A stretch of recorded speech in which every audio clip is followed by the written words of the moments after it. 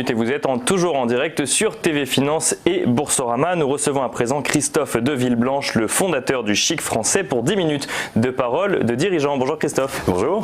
Alors, est-ce que vous pouvez nous présenter le Chic Français, Christophe? Oui, alors le Chic Français est né en 2017 sur le salon MIF Expo, le salon du Made in France, en alliant les savoir-faire de plusieurs marques qui partagent cette même passion du Made in France. Et alors, parce que vous-même, vous aviez créé une marque française avant de fonder le Chic Français qui s'appelait Aquila Paris exactement. Et du coup, en fait, vous avez décidé avec d'autres marques que vous allez nous présenter de n'en créer plus qu'une qui s'appelle le Chic Français. C'est bien ça? Oui, absolument, tout à fait. Et alors, pour quelle raison? Alors, ça n'est pas tout à fait nouveau. L'union fait la force.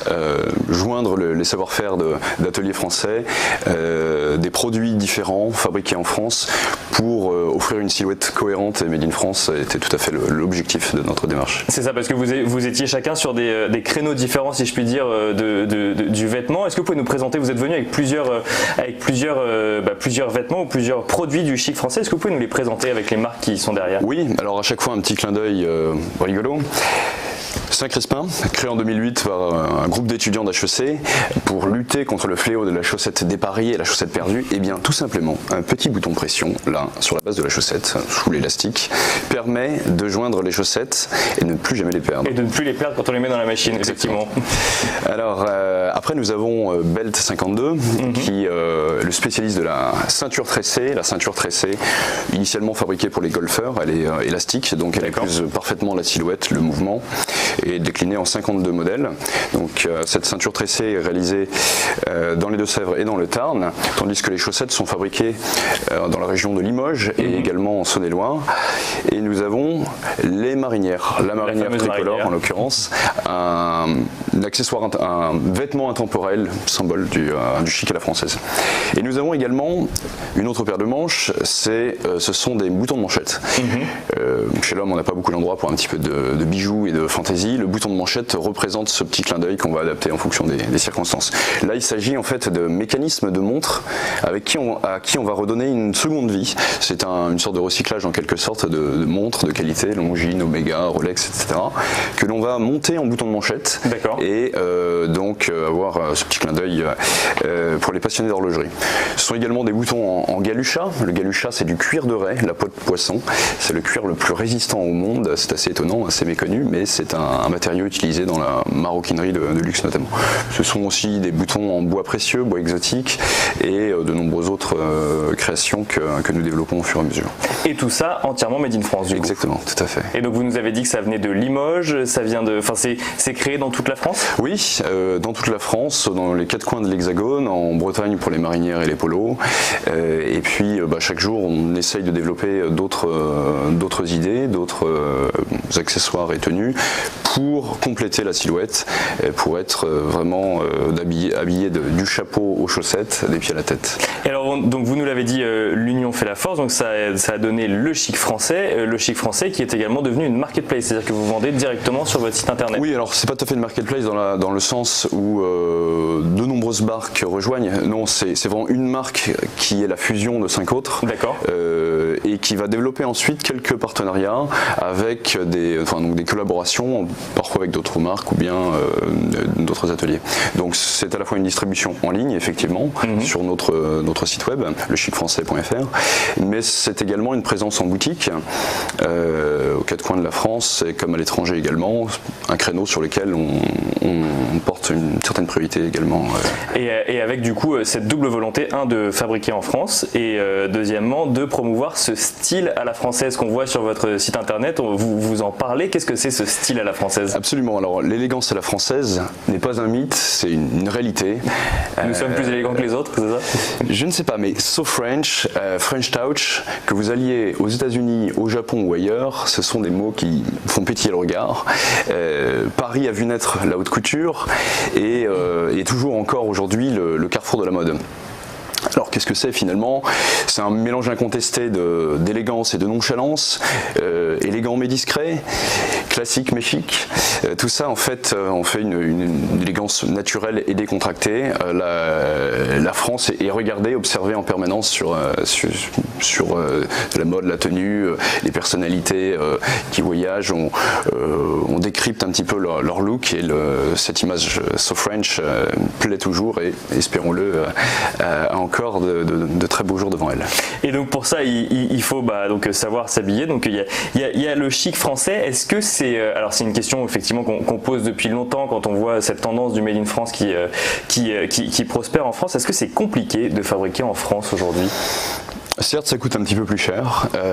Certes, il y a quelques contraintes liées à nos valeurs, mais qui en font justement un atout et une force. Il y a un très fort changement de type de consommation. Les Français ont quittent au fur et à mesure ce mode de surconsommation effrénée qui a montré un peu ses limites, fabriqué à l'étranger avec des conditions parfois difficiles, des salaires indécents, des problèmes de sécurité, etc. Maintenant, les Français veulent consommer moins mais mieux, plus éthique. C'est également savoir d'où vient le produit, comment il est fabriqué, par qui, à qui profite la vente. Toutes ces choses-là, on en est de plus en plus conscient, puisque c'est à la fois une vertu sociale, ce sont des emplois qui sont préservés, des savoir-faire. Il y a quelques décennies, par exemple, on avait plus de 500 fabricants de chaussettes en France, maintenant on en a une dizaine. Certains savoir-faire ont failli disparaître. Et maintenant, le fait qu'il y a un petit vent de patriotisme en quelque sorte qui souffle sur la France, peut-être lié à certains événements difficiles, mais aussi à des victoires, la Coupe du Monde, et puis des ambassadeurs célèbres aux quatre coins du monde aussi, eh bien, ça n'est plus du tout ringard de porter du Made in France. Ça l'a été pendant quelques temps, les Français l'ont boudé, et maintenant, le Made in France revient sur le devant de la scène. Il y a aussi un impact écologique qui est important. Bien sûr. Une paire de chaussettes qui est fabriquée à quelques dizaines ou centaines de kilomètres de chez vous n'a pas le même impact que venant de l'autre bout de la planète, avec un impact carbone et un certain nombre de choses qui ne sont plus forcément souhaitables dans notre monde actuel. Alors vous l'avez dit, il y a quelques contraintes quand on veut faire du Made in France, pour autant les produits sont là, donc c'est des contraintes qui sont, que l'on peut dépasser. Est-ce que vous pouvez nous en dire un petit peu plus justement pour que en tant que consommateur, on comprendre en fait ce que veut dire créer en France pour un entrepreneur français et ce que veut dire quand acheter un produit Made in France? L'entrepreneur, à mon sens, est passionné aussi par le défi. Donc le Made in France, c'est un paquet de défis. C'est aussi une somme de passion et mêler le tout fait disons cet amour du produit exactement. Il s'agit de proposer des produits convaincants à des prix accessibles. Bien sûr. Donc mêler à la fois les savoir-faire mais aussi une petite touche différente à chaque fois avec une communication originale, un petit peu décalée, des choses que l'on ne retrouve pas ailleurs, et puis aussi revoir parfois le circuit classique de distribution pour essayer de s'adapter et puis de maîtriser l'ensemble de ses coûts. Vous échangez de temps à autre avec les gens qui portent les produits du chic français? Bien sûr. Ce sont les meilleurs ambassadeurs et ça nous permet effectivement, en dialoguant à la fois avec ceux qui les portent, ceux qui ne les portent pas également, savoir qu'est-ce qui plaît, qu'est-ce qu'on peut améliorer. C'est une écoute permanente pour adapter le produit au marché et puis aux envies du consommateur. Et c'est eux qui peuvent vous donner les prochaines tendances du chic français, du coup du style à la française? Tout à fait. Même si on va se baser parfois sur quelques intemporels, une chemise blanche à poignée mousquetaire pour arborer de beaux boutons de manchette, une marinière déclinée en plusieurs couleurs, et puis tous les autres accessoires que j'ai cités, eh bien, il est important d'apporter des nouveautés régulièrement, évidemment. Un mot peut-être sur des nouveautés ou des projets que vous avez en cours au sein du chic français aujourd'hui? Eh bien, actuellement, l'idée est de pouvoir habiller des pieds à la tête. Donc, il y a certains produits sur lesquels nous ne sommes pas encore présents. Donc là, on a des chaussettes, des boutons de manchette, une marinière, une ceinture. Oui, il manque peut-être un pantalon. Alors peut-être que vous l'avez pas apporté. Alors le pantalon, pas encore. Nous cherchons justement des ateliers et des marques avec qui développer des collaborations. Mais ce sont maintenant quelques chapeaux également. Toujours des chapeaux ayant un historique français, mais ce sont aussi... C'est vrai qu'on en portait beaucoup à une certaine époque des chapeaux en France, c'est un petit peu désuet aujourd'hui, mais ça pourrait revenir effectivement. Tout à fait, on retrouve le retour du nœud papillon, bien sûr, des bretelles et de nombreuses choses qui étaient désuètes. De la moustache aussi, mais exactement, c'est pas forcément absolument, mais en fait il y a un désir d'élégance et un retour à des choses qui étaient démodées, qui sont complètement à la mode maintenant. Donc justement on travaille un petit peu sur cet environnement-là pour développer nos gammes.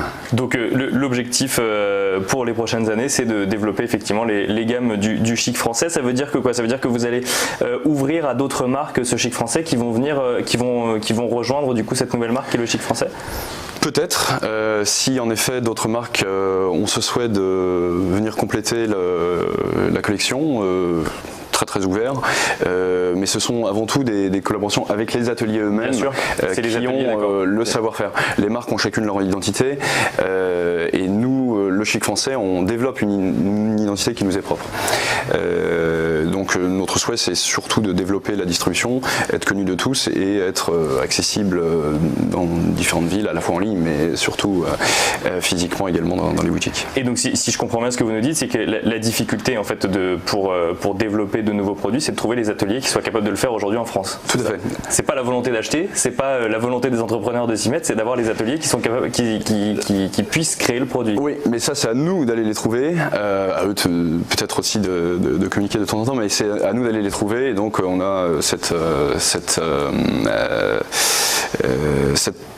ce souhait effectivement au travers de salons, de voyages en France dans les différents villages vers les ateliers, de trouver de nouvelles idées et puis trouver les savoir-faire. Les médias ont un rôle également très important pour le développement du Made in France, puisque le média va nous permettre de montrer ce que c'est, quelles sont les vertus justement de ce Made in France, et donc on a un atout considérable en France grâce à formidables médias et des salons qui permettent d'être visibles. D'être visible et justement de faire connaître le Made in France et de montrer que c'est possible, et vous nous l'avez montré, puisqu'il y a un certain nombre de produits Made in France que l'on peut déjà trouver aujourd'hui pour devenir un ambassadeur du style français. Merci beaucoup Christophe de Villeblanche, je rappelle que vous êtes le fondateur du Chic Français.